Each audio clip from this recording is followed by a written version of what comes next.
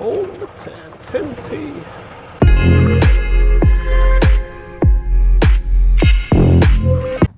All right, we just finished the front nine. So I'm here with the Parfessor, and I just want to ask him a couple questions just so you guys can get to know him. Definitely follow him. You'll get to know him even better just by following his channel.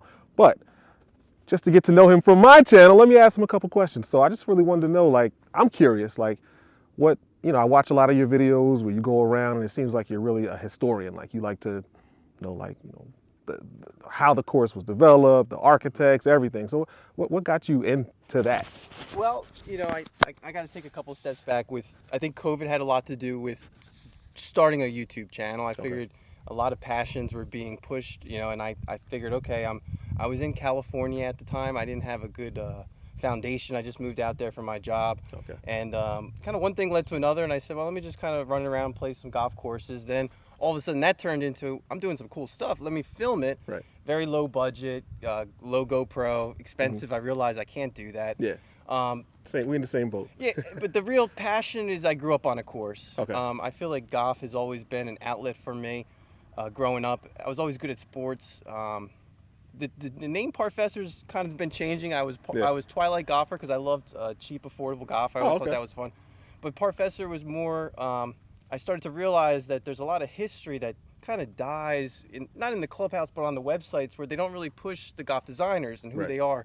And I always thought that was interesting because a lot of them were, some of them were even comedians. Like they had a really interesting background. They would pull up in a giant, beautiful limo and start designing a course, and they were doing a bunch of them around Philadelphia. And I always thought that was kind of interesting. So I always wanted to stay in my lane. I'm not that good at golf either, and I'm never going to get that good because you have to practice all the time. He's better than me. Well, I grew up on a course, so I did grow up on a course. So I was very grateful to kind of get a good start. I worked at courses my whole life. Oh, that's great. I actually credit my job now to working on a course on the military base. I was able to get internships, and I'm actually a resource analyst for NASA. So I have a really respectable job, and I'm very proud of that.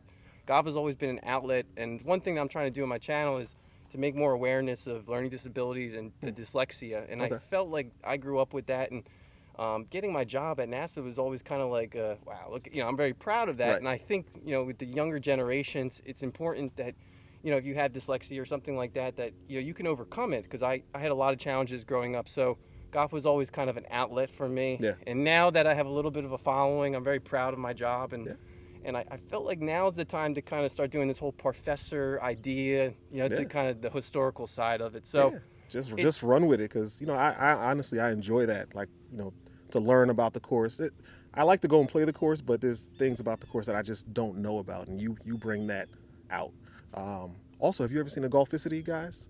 Yes. Yeah, yes. A lot of courses that they go to, they always like go into the clubhouse and give you a little history. So I like that sort of thing. But you do a good job up above me. I'm hobby based. One person just like you. It's and you know how challenging it is. It's very It's one thing to be like, oh, I'm gonna put a camera on and just do it, and then you're like, you're in it, and you got some traction going, and that's why I'm grateful to play golf with you. I think it's an awesome step in the right direction for my channel, and it's fun. And it's fun. I mean, I started because it's fun. I like to just share, and I wanted people to see my journey from the beginning.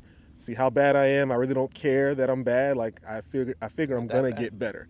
So let me get better and let me share the progress along the way.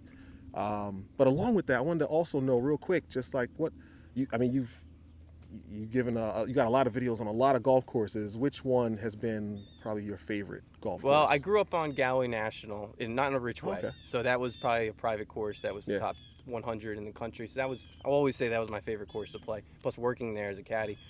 Wolf Creek was pretty cool in Nevada and Mesquite. I think it's called. I heard of it.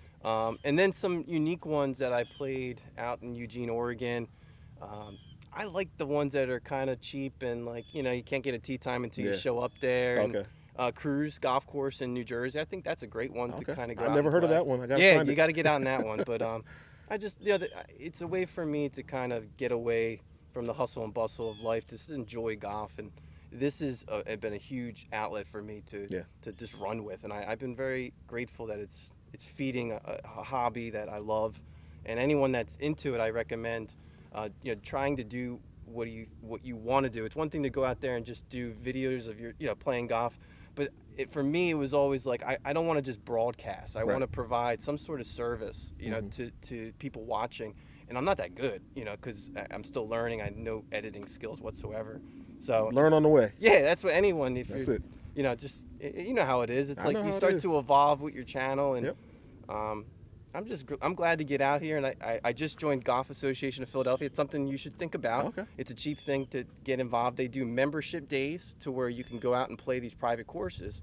So I'm trying to get my way into the private courses in some Okay. way. So they're also looking for starting YouTubers too. So I went to the Philly Expo, Okay. and you know, someone like you should consider it, because I think, you know, I truly think amateur golf, YouTube golf, is gonna continue to grow a little Yeah, bit. it's taking off. You know, I see maybe it. it's a little too mainstream where everyone's kind of doing it and it gets lost in the Yeah. hustle and bustle. But you've been doing it for 3 years now, you know. Yeah, I didn't really take it seriously when I first started, but now I'm taking it a lot more seriously, and I'm enjoying it. For me, if it's not fun, I'm not going to keep doing it. Exactly. And I'm just really enjoying it, so I'm going to keep doing it. So. Exactly. No, But no, I appreciate it, man. Thank you so Yeah. much. It's been a very enjoyable first time ever playing with a fellow person that has the same passions that I have Same with passion. just Let's go. getting out there and playing golf. Yep. And the one thing I always thought with your videos is there's that hesitation of playing with strangers with a camera. I But have it all I'll the tell you time. what, they always love it. They're always love nice. It. They're like, you always get that nice. on camera. That's awesome. You They're send that always to me? nice. So I've never there's- had one person be mean to me. Yeah, me neither. Well, Never. maybe one, but at the end of the day, there's a lot of positive that comes Yeah, from it. I mostly think positive. your passions will always power through, Yeah. and that's what I'm trying to do with this. That's Cool. Thank you, man. Appreciate it. all. Now it's Let's get to the back nine. yeah, we got a lot more golf to go. There's no one behind us.